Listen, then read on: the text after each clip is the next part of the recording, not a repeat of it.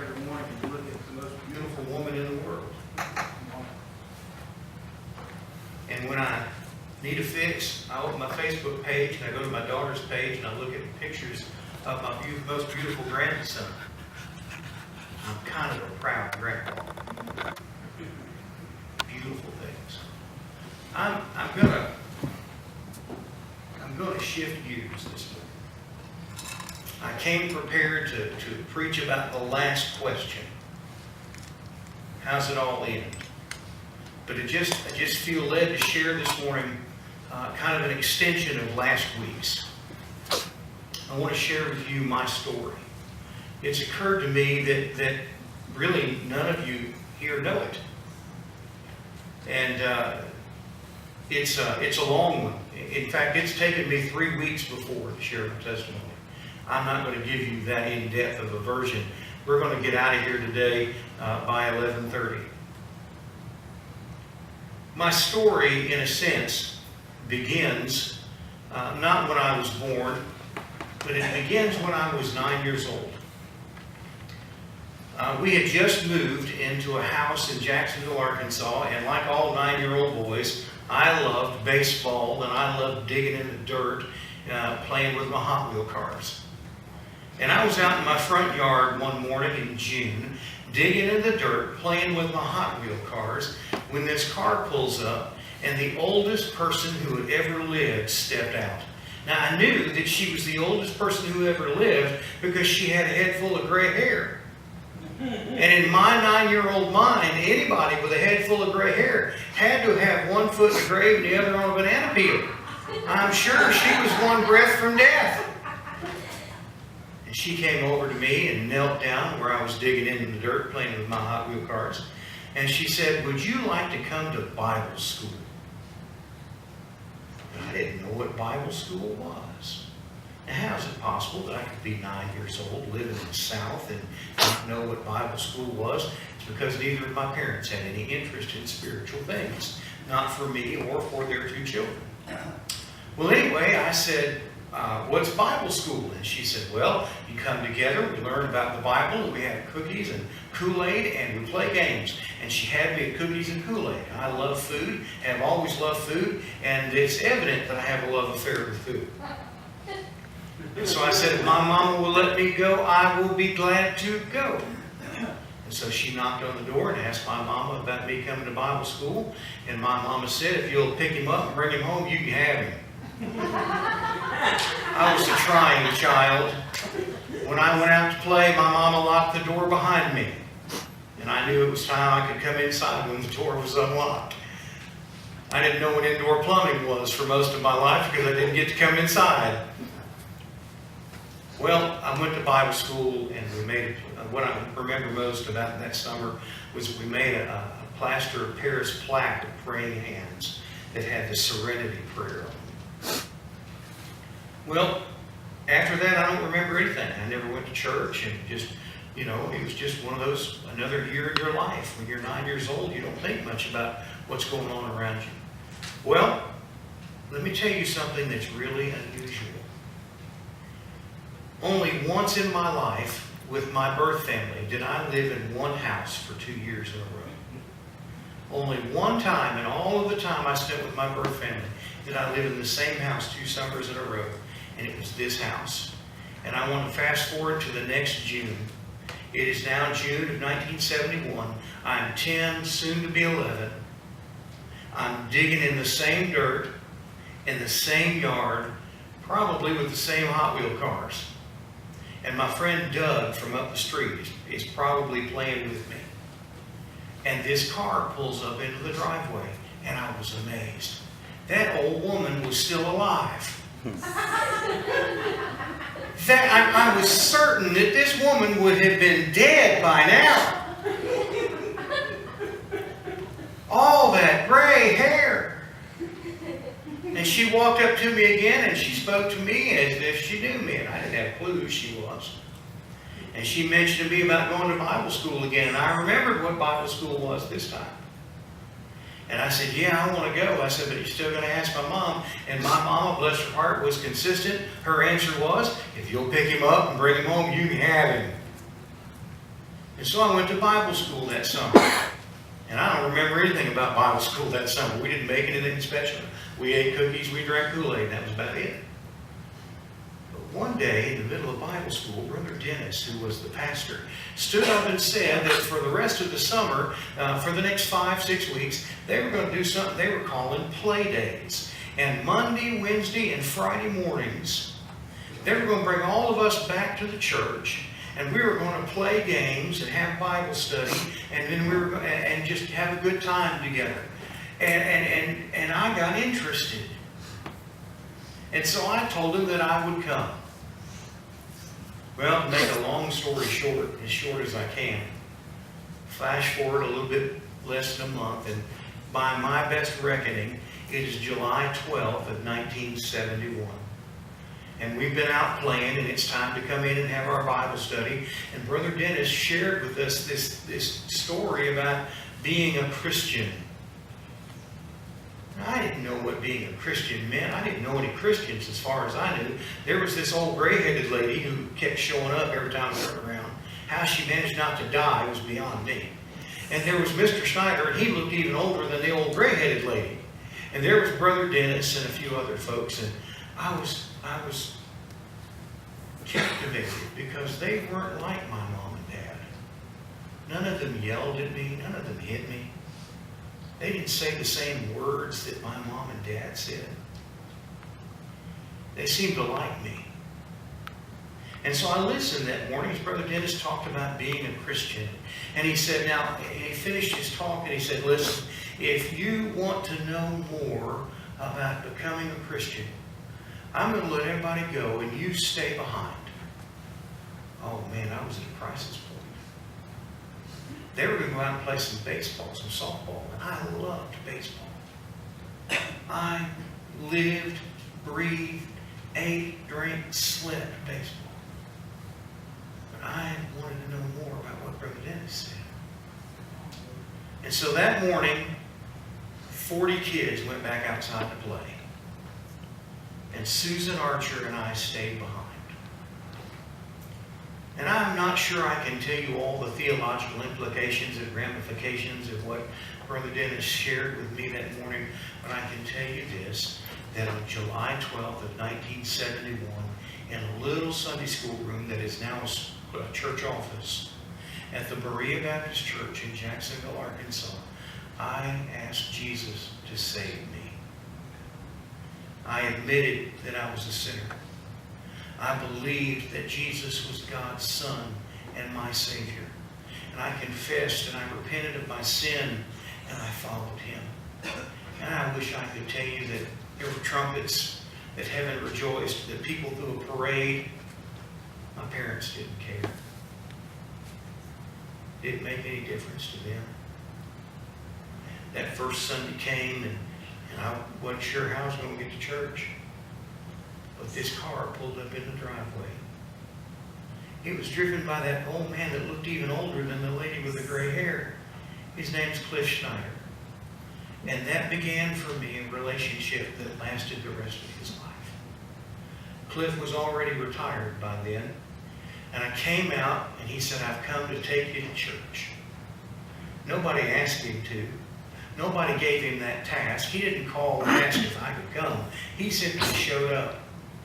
And I came out there in my old blue jeans, my t-shirt, my tennis shoes, my hair that went every which way. See, I'm proof that God has a sense of humor. I used to have lots of hair, and I used to be really skinny. Neither one is true anymore. I climbed in that car, and Cliff looked at me and said, "Good morning, Larry. I'm so glad to see you. And I'm so glad you're going to church. You know, Jesus loves you. I do too." Every Sunday morning for the next 6 years, Cliff Snyder drove to my house, wherever it was, to give me a ride to church. Cliff Snyder lived to be 104 years old. He served his Lord every day until he died and got to go to glory. my adopted mom has a picture of him on his 100th birthday taking up the offering. He did it every Sunday. Prayed the offering prayer every Sunday. Prayed the same offering prayer every Sunday. I think I could still pray it for him. But I'm moving too quickly. And so as a 10-year-old, soon-to-be 11-year-old, I began to go to church and met people like Bill Fuller and Dan Hendrick and Sherry Roush and Bruce Merriman, and they all began to have an impact and an influence on my life. But home wasn't getting any better. In fact, shortly after my 11th birthday in September of 1971, my parents brought me into their bedroom and they sat me on their bed and they said, "You are 11 years old now. We think you're old enough to take care of yourself." And my parents took off any restriction that they had placed on me. I no longer had a bedtime. I no longer had a curfew. I no longer had any responsibilities other than to get myself up and get myself to school. They no longer had any obligation. They surrendered it. That's not unusual. My parents were abusive. My father hit me with great regularity. My mother hit me, not as often, but she did other things that were just as heinous. Things that even then would have gotten put in prison if they'd found out. And so I lived in a constant sense of struggle between life at home, which I frankly hated, and going to church every morning to that car pulling up and Brother Cliff giving me a ride to church. It was a church that I knew that people cared about me. It was a church that I knew that they loved me. It was a church that I knew I was valued and treasured. And they told me constantly that God valued me, that He treasured me, that He loved me. It was church. And so it was an easy thing for me to do on my 13th birthday in September of 1973. In an evening service, when the morning service, I walked down the aisle and I said, this is Brother Ivan by this time, I said, "Brother Ivan, I don't care what my parents say, I want to be baptized." So my parents wouldn't let me be baptized. And I said, "I want to be baptized, and you're going to baptize me." And Brother Ivan, I think, thought, "I better do this or he's going to give me even more trouble than I got already." And so that night, I was baptized, formally entering the membership of the church that I've been a member of for 3 years. And that night, during the invitation, I came down the aisle and gave my life to ministry. I said, "God, I don't know what it is you called me to do, but I give my life to you." And that's not really true. I knew there was one thing I didn't want to do. I didn't want to be a pastor. I did not want to be a pastor. I didn't want to be a preacher. Oh, I grew up, listen, the church I grew up in was a wonderful, beautiful fellowship with wonderful, beautiful people, but they didn't know how to be a church. They didn't know how to treat a pastor. And by the time I became saved at 10, until the time I moved away to go to college, they split 5 times. They fired 7 pastors. I've seen things in that church that well, it made my hair fall out. And so I sat there that night saying, "God, I'll do anything but be a pastor." And what did all those folks come by? All those old ladies, including that really old lady with all the gray hair. "You're going to make a great preacher one day. You're going to make a great preacher one day. You're going to make a great preacher one day." That was the last thing I wanted to do, Terry. "Steve," I said, "God, I'll do anything. Just don't ask me to be a preacher. I'll go to Africa and be a missionary, get eaten by cannibals. Just don't ask me to be a preacher."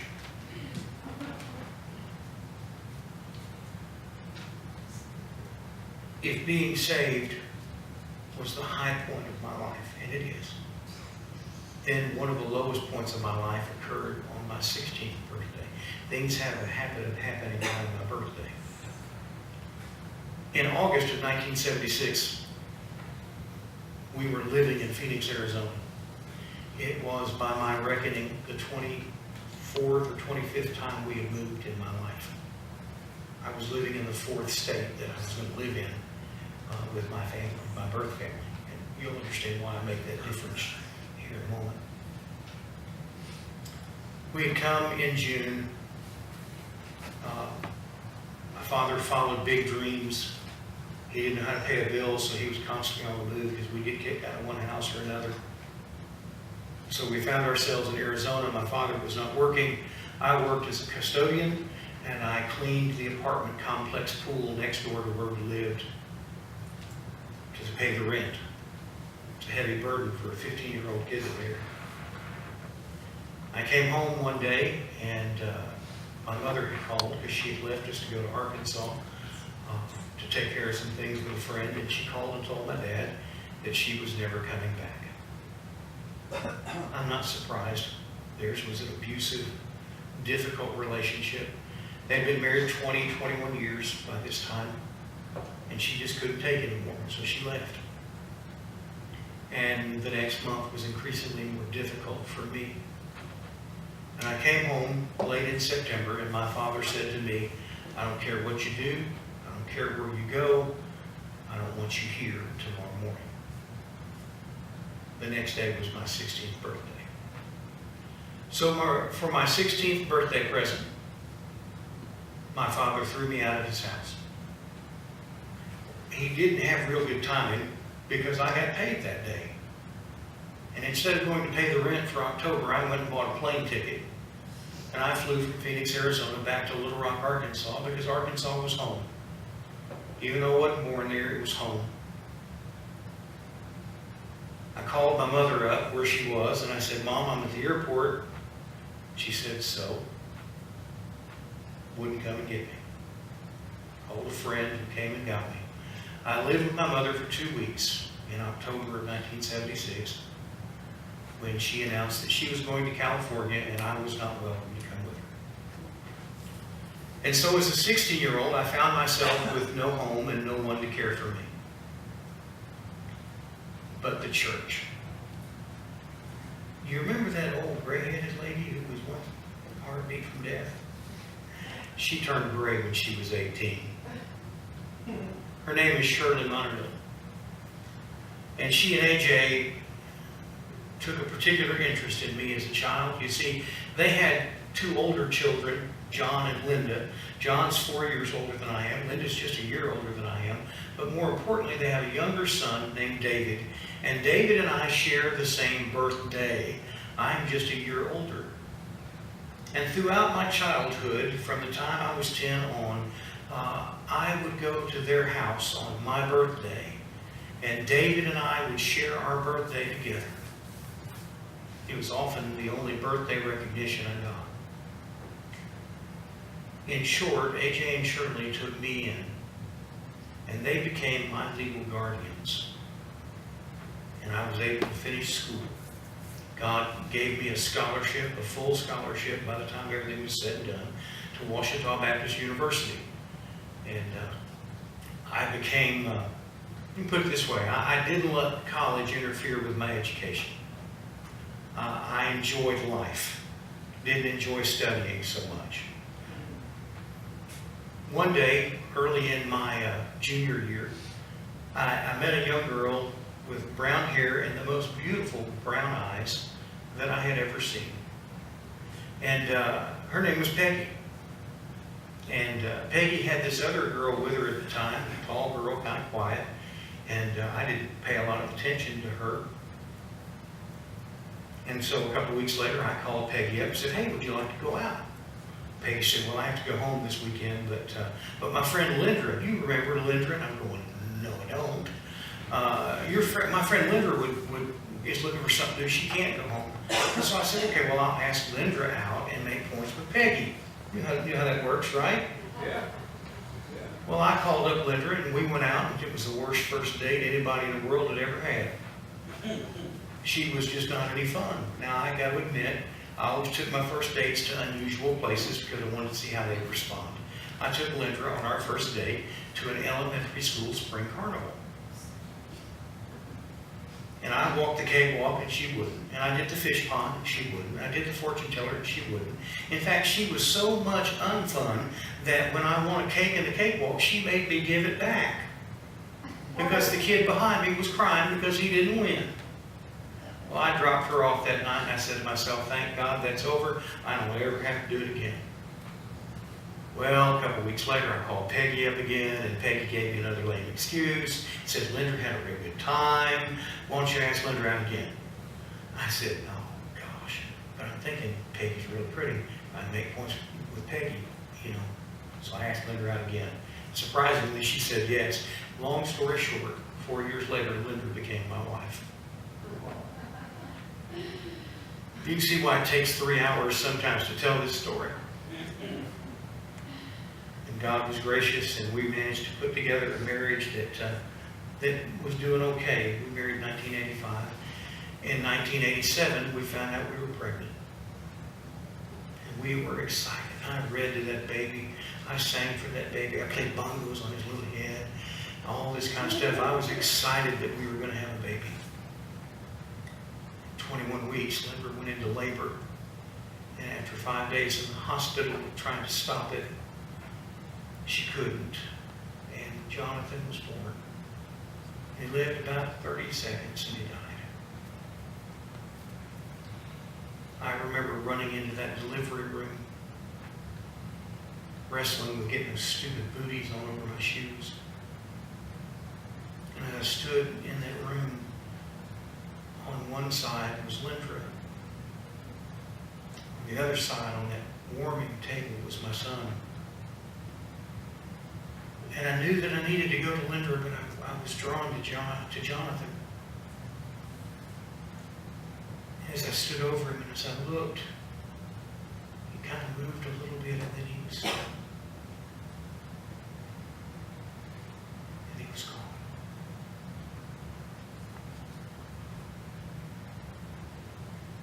We managed to try to put our lives back together. I was a youth minister and I poured myself into the church.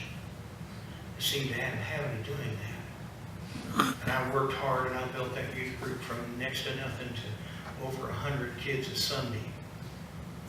And about a year and a half later, Linda says, we're pregnant again. And we were cautious. And we got to 21 weeks and everybody held their breath. And we got to 22 weeks and we began to hope. And we got to 23 weeks and we began to breathe. And then Linda went into labor. Timothy was born and he lived 4 minutes and he died.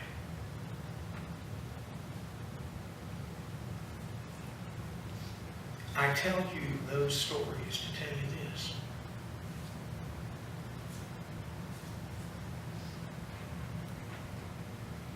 All of my life, even today, at almost 56 years old, I have struggled to believe that anybody could love me.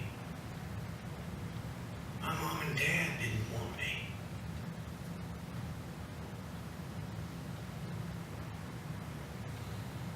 And all my life I've rolled with the punches, and all my life I've been able to win. I've been able to turn out doing okay. Maybe a hair out of place once in a while, but doing okay.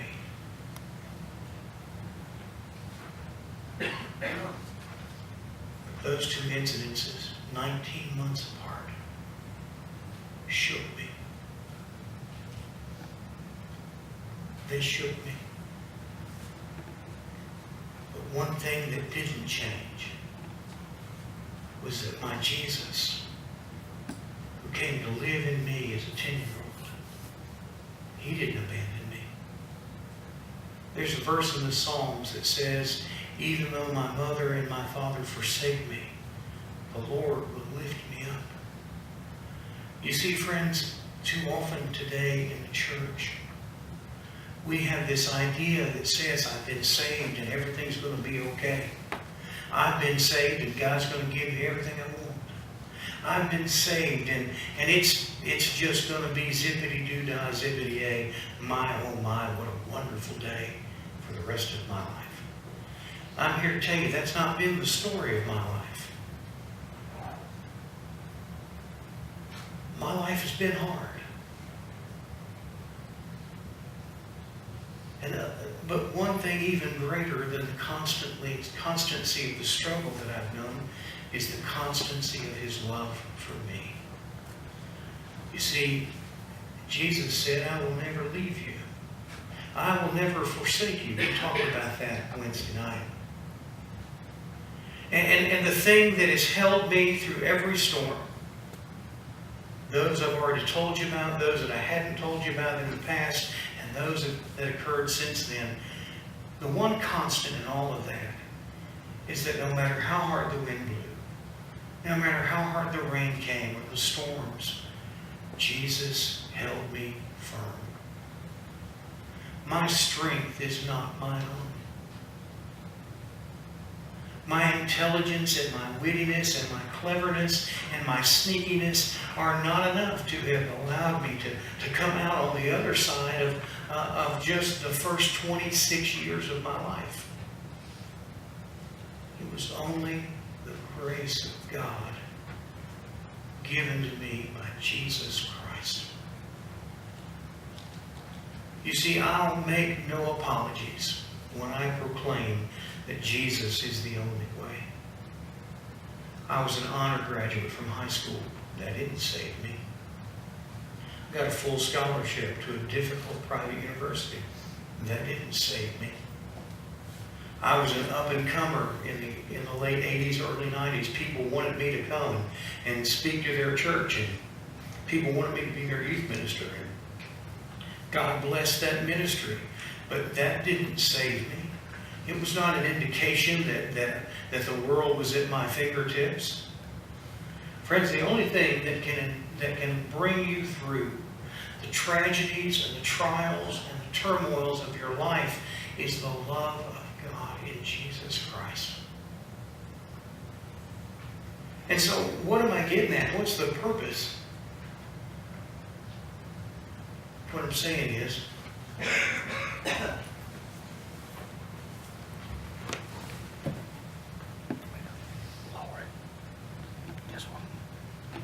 Jesus died so that you might have a life, and not the one that we're stuck in. I was going to preach about heaven today. We'll preach about heaven next week, unless the Lord comes back and takes us all there. And that would be okay with me too, okay? Friends, I want you to know that Jesus is the answer to all your problems. He is not the wave a magic wand solution to everything, okay? I remind you that Jesus saved me before all the stuff I've shared with you started.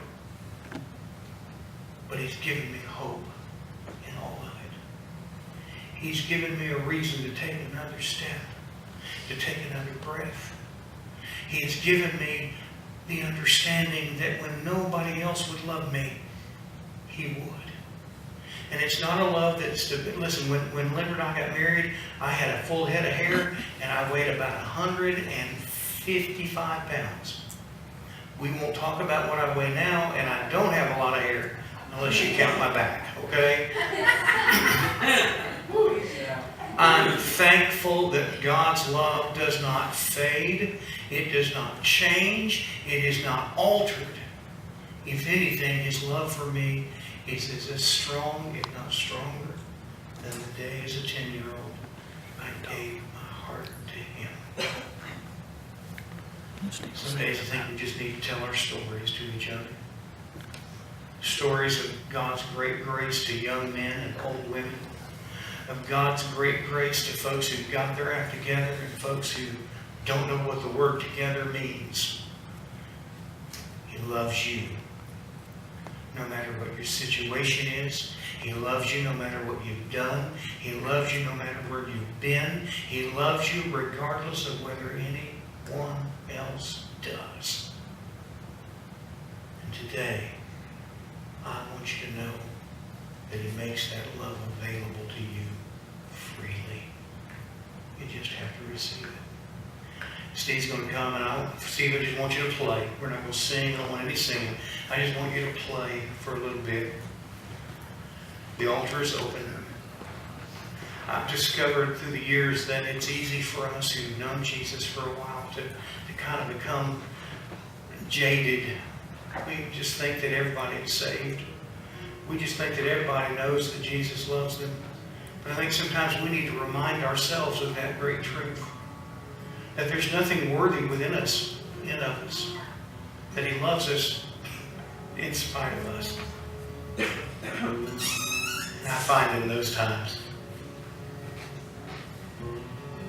that the best thing to do is just to bow my head and ask God to remind me again of how much He loves me.